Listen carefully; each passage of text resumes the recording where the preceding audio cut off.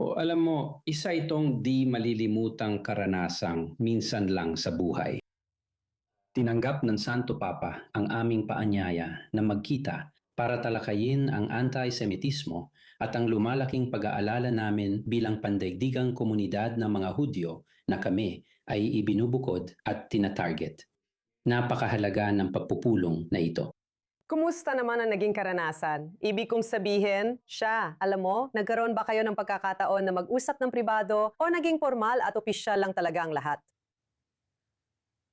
Nagbigay siya ng formal na pahayag kung saan binigyang diin ang halaga ng Nostra Aetate, isang mahalagang prinsipyo ng Vatican. Ito ay ukol sa pagsasaayos ng ugnayan ng simbahan at mga Hudyo at pagtutol sa anti-Semitismo. At naging matatag siya sa kanyang mga pampublikong pahayag sa muling pagpapatibay nito. At pagkatapos ng pribado, matapos ang kanyang mga pampublikong pahayag, kinausap ko siya tungkol sa aming labis na pasasalamat sa kanyang mga sinabi at ipinaabot kung gaano talaga nakakakaba ang kasalukuyang sitwasyon. At ako, magalang at mapagkumbaba, ay nagtanong sa kanya kung maaari niyang isaalang-alang ang pagtatalaga ng isang espesyal na sugo ng Santo Papa para labanan ang antisemitismo. Sa palagay ko, sa ngayon, magiging makapangyarihang simbolo ito na nagpapakita kung gaano kahalaga sa simbahan ang isyung ito at gagawin nila ang lahat para dito.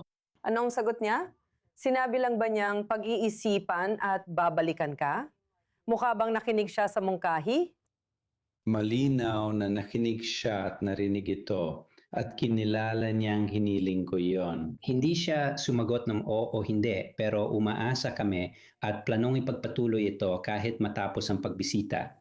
Gagawin namin ang lahat sa Vatican at Archdiocese ng New York para maisulong ito. At alam mo, sa kabila ng lahat, kung babalikan ng lagdaang mga daan-daang taon, hindi naging madali ang relasyong ito. Pero malayo na talaga ang narating ng relasyon ng simbahang Katolika at ng mga Hudyo. Bakit mahalaga ang patuloy na relasyong ito sa panahon ngayon? Una, isa sa pinakamalapit naming katuwang sa pagtulong sa pinakanangangailangan sa aming komunidad ay ang Catholic Charities. Meron kaming dekada ng napakahalagang relasyon. Sa tingin ko, oo, at nabanggit pa mismo ng Santo Papa iyon sa kanyang pahayag at ang ugnayan namin sa Catholic Charities. Pero sa palagay ko, sa panahong ito kung saan tinatarget ang komunidad ng mga Hudyo, napakahalaga na ang Santo Papa na kumakatawan sa 1.4 bilyong tao sa buong mundo. Nagsasalita at higit pa sa pagsasalita lang. Aktibong hinahanap kung paano talaga mababago ang direksyon laban sa antisemitismo. At saka, ibig ko sabihin, ikaw ang namuno ng matagal-tagal din.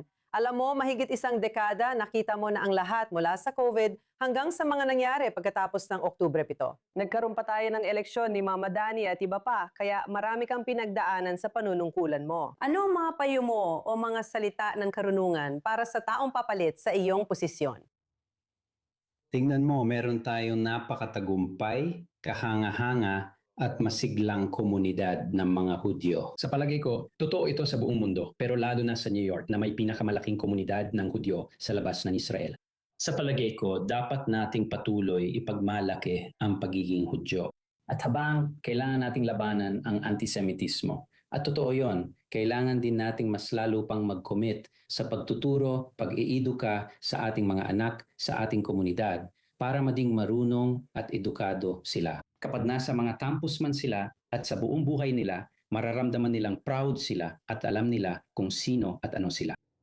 Sige, maraming salamat. Eric Goldstein, CEO ng UJA Federation ng New York. Maraming salamat, Emily.